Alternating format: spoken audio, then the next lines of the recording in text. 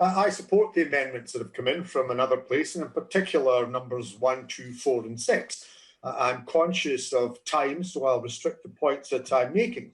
I think, first of all, we have to, though, put it in a context that we are in the lee of Brexit and the trade deal that has followed from that. That has taken us into new territory. Speed will be required because of the urgency of the situation, ensuring that we try to minimise difficulties and we maximise the employment opportunities. What we're seeing at ports is frankly shameful, and we cannot have that continuing or being replicated. But some things have to remain constant and some standards have to be maintained. As other members have correctly said, parliamentary scrutiny is essential. This is a democracy. It fundamentally affects each and every one of our people, and we have to ensure that Parliament is able to properly scrutinise that. Secondly, we have to ensure that food standards and animal welfare are maintained.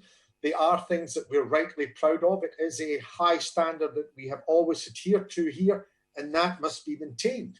And thirdly, I think it's absolutely essential that the National Health Service, free at the point of delivery and predicated on being a service delivered by a public duty rather than by private practices, is maintained. We have to ensure the integrity of the NHS and ensure that it's not mined and undermined.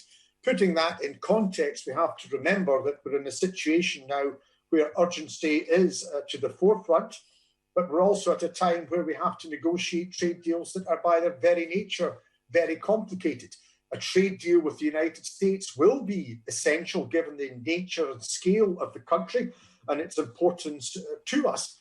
But let's remember that the United States may be the home of capitalism and free trade, but it's deeply, deeply protective of its own sectors and its own industry.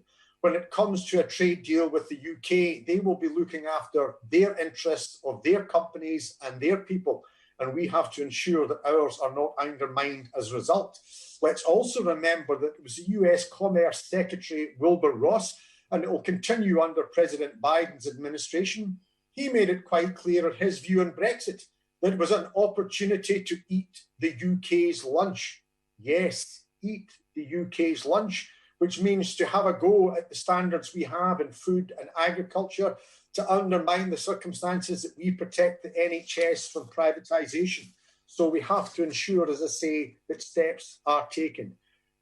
It has always the situation that all governments have executive creep. That's no doubt been the situation even in the government I served in another parliament and institution. Governments tend to do that by nature.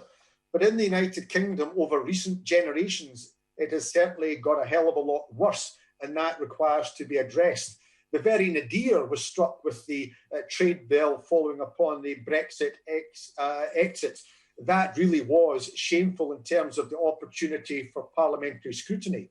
It may have had to be delivered in the last few days, but the almost total absence of an opportunity cannot be allowed to be replicated.